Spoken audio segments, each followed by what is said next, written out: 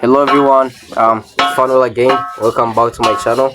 Today I want to talk about a very interesting topic. It's something mainly concerning the youth. Very interesting. I hope you find this also interesting on your part. So the topic is this: can protest actually make a change, especially in African countries? Because I like talking about Africa. I'm an African, particularly Burundian, and I'm proud to be a Burundian, of course. So can protest actually make a change in today's world?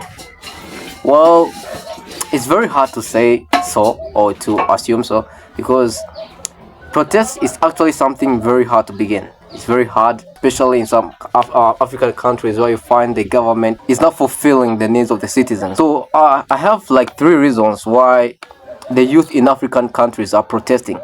In Africa, we started recognizing this. We started seeing this issue, this condition, mainly in in the past years. One can ask himself, where did protesting come from? Well, the first reason I can tell you and I assure you is because African countries, most of us, we are governed by leadership, the kind of leadership, I mean the government, which is very corruptive. And the youth, most of the African youth, is very not patient and is very not humble and sufficient of what's happening around in the continent. So they come to think of, we have to do something to change. We have to make a change in one way or another. So they come to think of we have to do something, and by doing something I mean protesting. This is what you see, for example, in Kenya, yeah, and also Tanzania. It was about to happen. So protesting, one can say something good, because you are fighting for a change. You're fighting to change something. You're fighting for good. You're fighting to change something, of course. So in one way or another, protesting can be something good. For example, let's take a good example in a country where protesting was very effective. For example, in Kenya, you remember before last year, and also this before last year, they protested against the government of Ruto. So what happened? The government was raising taxes, and you know that the youth in Kenya is struggling at a very high rate. There are no jobs, there are no opportunities, there is nothing. So it's very hard to survive, to strive in such country. So you find yourself being in the field without even recognizing it. So they had to fight, and they did. They protested, even though some of them died. It resulted in some death of some innocent people, but still, you know that everything requires a sacrifice, no matter what. So that was the sacrifice. They died. So there was a change, because Ruto stopped the plan. Ruto eventually stopped the plan of raising the taxes, because the majority of the youth in Kenya is poor. There are no jobs in Kenya. The economy is not very stable. It's not well. So yeah, that was the issue. And again, the second reason why many African countries we can see that they are protesting is because they don't like the current governments. What do I mean by this? Imagine being led by leaders who are just corruptive, who only care for themselves, who only think of them like they are demigods or something else. So such leaders, I like to follow PLO Lumumba. He identifies this kind of leadership as kakistocracy. This is a government of the very worst. He actually have two definitions of government, and I actually like a lot. I actually like it very much. He defines kakistocracy, which is the government of the very worst. So you are led with people who you know that they are leading you nowhere. They are bad leaders. They are nothing but looters. And kleptocracy, which is also a government of thieves, corruption everywhere. They're like many of African countries. We are very corruptive. Many of our countries are not progressing because of corruption. And as in the previous video, I talked about this, on how many African countries are not improving, are not developing because of corruption. Everything you need, every service, every need, you need to give some amount of money. How it will be developed?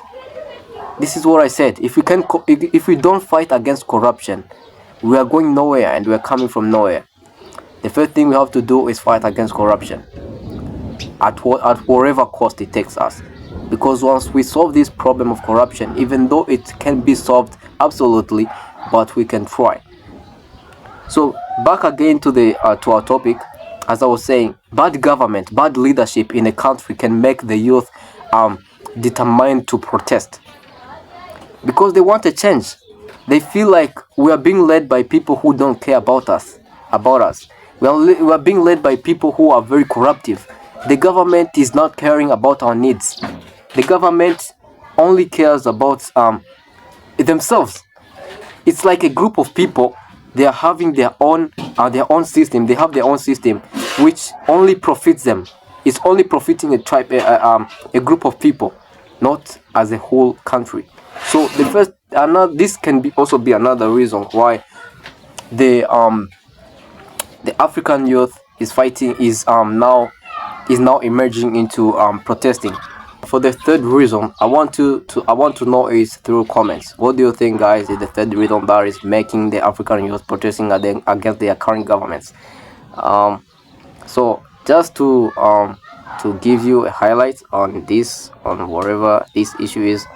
Yeah. So as I said, the African youth, many of the countries in Africa are now the youth in African countries is now emerging into protesting, which is something which can be something good and also something bad. Because when I mean bad, some innocent people are being killed against protesting, and when I say it's also good on the other side, I mean that there's a change. For example, a good example in Kenya, there was a change. And also the second reason, as I was saying, that protesting can be caused by poor government, poor leadership.